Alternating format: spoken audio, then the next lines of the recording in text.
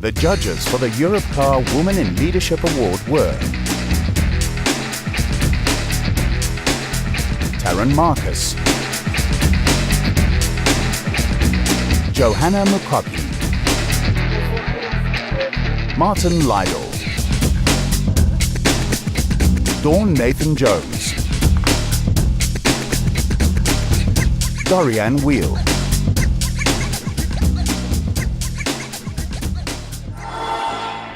in the category Europcar Women in Leadership, there were 25 nominees. The finalists are Goodman Gallery was founded in 1966 and is today a leading international contemporary art gallery. When I took over 8 years ago, we represented artists from South Africa. Today, the gallery works with artists from all over the continent, as well as international artists engaging in a dialogue with the African context. I'm mostly interested in affecting social change, and the power of contemporary art has the ability to do this. I feel blessed to work with the 40 artists that I represent, many of whom are challenging unequal power structures and who are the most incredible souls. I arrived in South Africa 40 years ago with my husband, Rabbi Yossi Goldman, and 2 children under the guidance of the Lubavitcher Rebbe. Being a positive person, I founded WOW, an NPO organization to promote a positive South Africa, nurture the nurturers, and better education. With my 11 children selflessly building communities around the world, we believe that to give is to partner with God and bring joy and happiness to this world. Hi, I'm Annabelle Linder. I have been in my business, which of course is entertainment.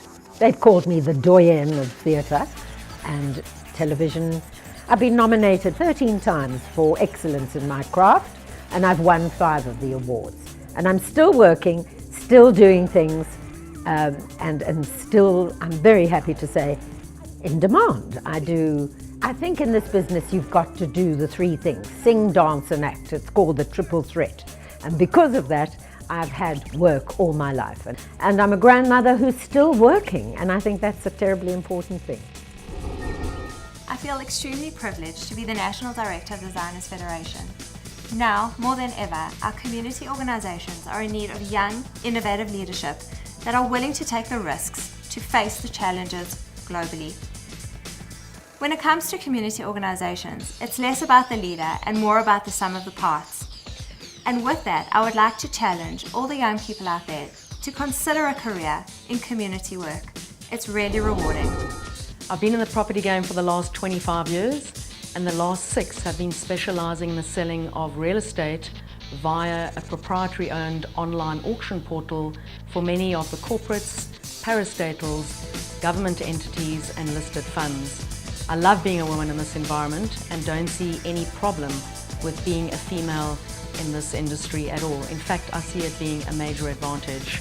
People is my game, and nothing gives me greater pleasure than transacting with a happy buyer, happy seller, where there's financial mutual gain to all parties concerned. At the Voice Clinic, we focus on developing individuals' voices and communication skills. We build confidence levels, we build on relaxation techniques, improve stress management and mindfulness as well. So really we take the whole individual and take them from A to Z in terms of the way they project themselves, the way they sell themselves and the way they present. So that can be an entire organization from CEO level right down to the receptionist and upwards again. The top 4 finalists are I'm in the business of entertainment. Not only do I choreograph corporate events and theatrical productions, but I nurture, develop and grow dancers from grassroots levels, teaching them skills that they can take into the communities, thus creating a ripple effect, allowing opportunity and for them to live their dream. The National Children's Charity Foundation strives to improve the lives of the 15,000 indigent and orphan children that it is currently assisting. This is done through the provision of regular groceries, dignitary toiletries, school requisites including uniforms, stationery, educational equipment, and of course the renovations and alterations to the facilities in which they are cared for. With more than 5 million children in need in this country, sadly what we are doing is a drop in the ocean, but it is making a difference. Imagine your 3-year-old son, daughter or grandchild sitting alone in a hospital bed, surrounded by other children of all ages who have also gone through chemotherapy, radiation, amputation and transplants all on their own. I use and train others to use expressive arts and therapy to help these children deal with their pain and their trauma.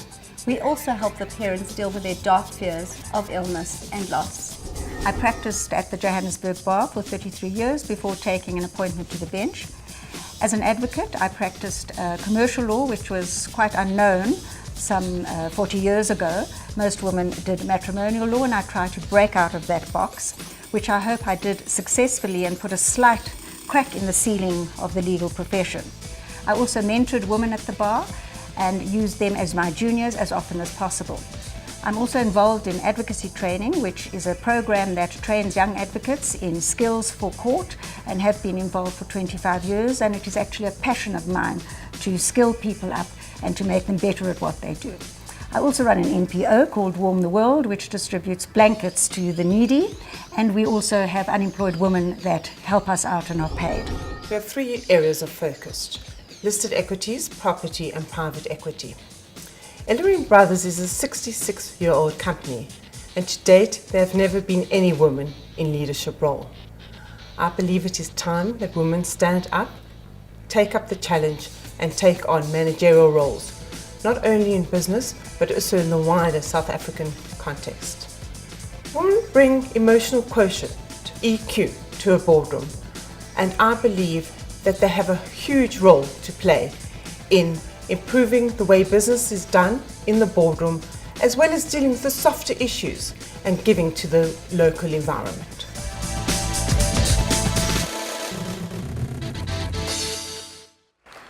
Good evening, everyone. Europcar consider it a great privilege to be the sponsor of the Women in Leadership category of the APSA Jewish Achiever Awards, and we are delighted to be here again this year. Leaders demonstrate what is possible. A leader empowers others. A leader helps others to be the best that they can be. A leader's impact lasts when they're even in their absence. A leader inspires others to dream more, learn more, do more, and become more. At Europcar, we recognize the positive impact inspirational leadership can have, excuse me, as well as the numerous and unique challenges women have to overcome. This award was pioneered by our then CEO, Dawn Nathan-Jones, with the objective of celebrating the achievements of women in leadership in all spheres of business and society. The award is specifically intended to inspire others, specifically women, by seeing what is possible regardless of the challenges and the obstacles in the way. Last year's inaugural winner, Paula Sleer, was certainly inspirational, and we have no doubt that this year's winner will also be. I frequently heard this evening many others mention that just to be nominated is an achievement in itself, and I'd like to reiterate that. It was very impressive and in many cases very moving to learn about and meet the nominees in the Europcar Women in Leadership category. The depth of talent and achievement in so many different fields is amazing. What stood out for me above their achievements was that each nominee displayed remarkable courage, whilst at the same time genuine humility and selflessness, incredible tenacity and strength, and at the same time gentleness and caring. The impact that each made is enormous, and the achievements have longevity. Each and every one was very impressive and genuinely would have been a worthy, inspirational winner, and my heartfelt congratulations to all of you. And choosing a winner amongst such an impressive list was no easy task, and fell to a group of talented judges, and I'd like to thank Dorian Weir, Dawn Nathan-Jones, Joanna McCockey, and Taryn Marcus for immersing themselves so thoroughly in this task. And lastly, I'd like to thank Howard and the Jewish Report for affording Europcar the opportunity to once again sponsor the Europcar Jewish Women in Leadership category, and we look forward to participating again next year. A year after I was so thrilled to be the recipient of the Kia Community Service Award. And it is such a pleasure to have Marlene Bethlehem, one of my mentors, serving on the board of the Johannesburg Holocaust and Genocide Center, receiving the Community Service Award tonight. Congratulations, Marlene.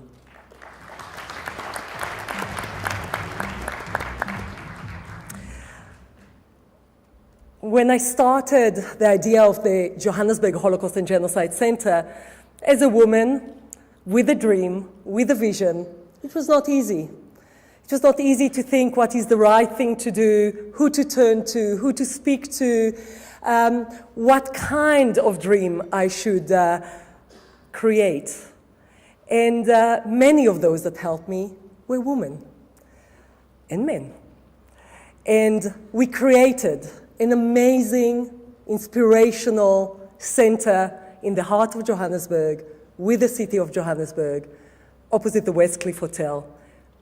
We moved in, and we invite all of you, I invite all of you to please come and see this very unique center, one of the first and only ones in the world that is looking not only at the Holocaust, but at genocide and issues of racism, xenophobia, and human rights in South Africa.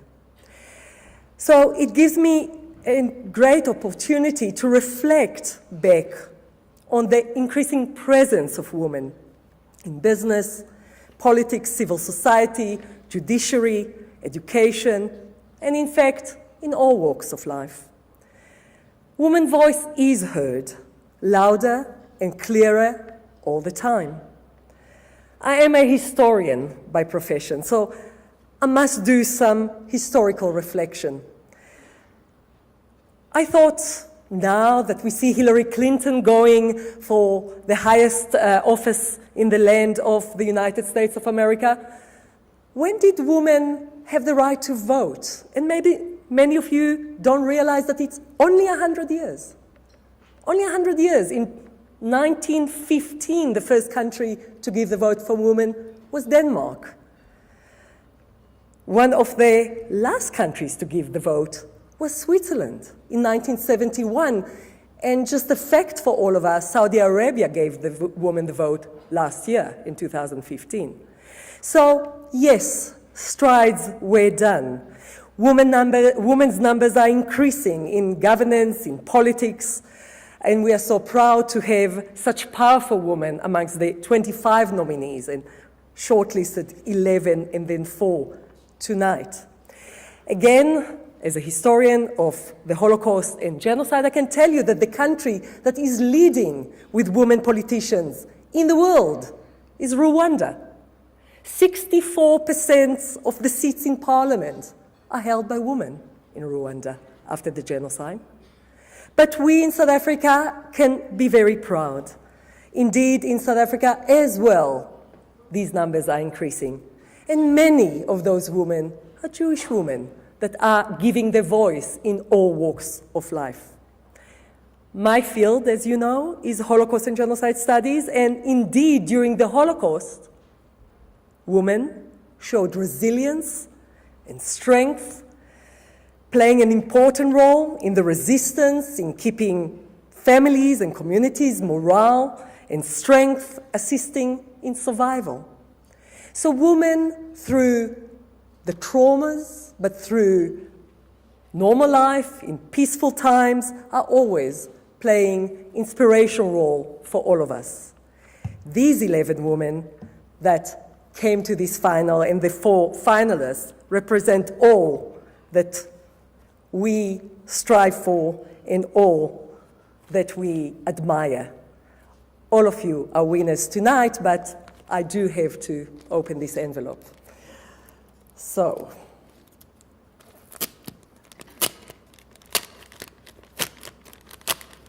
these are very difficult envelopes.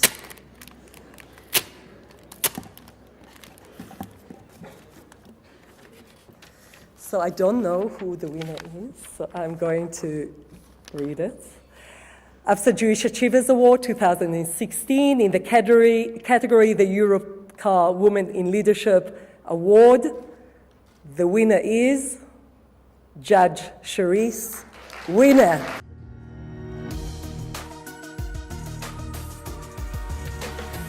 As some of you may know, I faced a panel of about 16 parliamentarians a few weeks ago when I was nominated for the Public Protector post. But I must tell you, it's much more intimidating addressing a room full of Jews.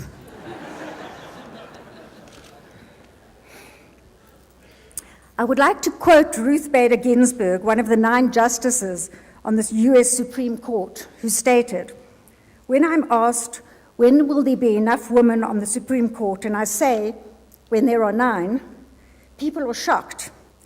But there have been 9 men, and no one ever raised a question about that." Dawn Nathan-Jones, the erstwhile CEO of Europcar, who sponsored this new category, said, "Being a woman in business and a woman leader, I feel strongly that women need to get more exposure and recognition. I must say that unfortunately I don't believe that women provide the best support system for other women. A cartoon I saw recently captured this so well. 2 ladders, standing on the one and reaching for infinity stands a man, holding out his hand and pulling another man up behind him. On the other ladder, a woman, her head against a glass ceiling, and kicking the woman behind her off the ladder. Madeleine Albright, former US Secretary of State's favorite saying was, "There's a special hell for women who don't help each other." I was raised by a mother who instilled in me the core values of Judaism and respect for human rights. She was a woman who was passionate about the pursuit of knowledge. Like her mother, my grandmother, they were both still studying at the time of their deaths. My grandmother in her 90s was studying at Bar-Ilan University. My mother, Hassia, in her 80s, was attending lectures at Wits and the University of the Third Age.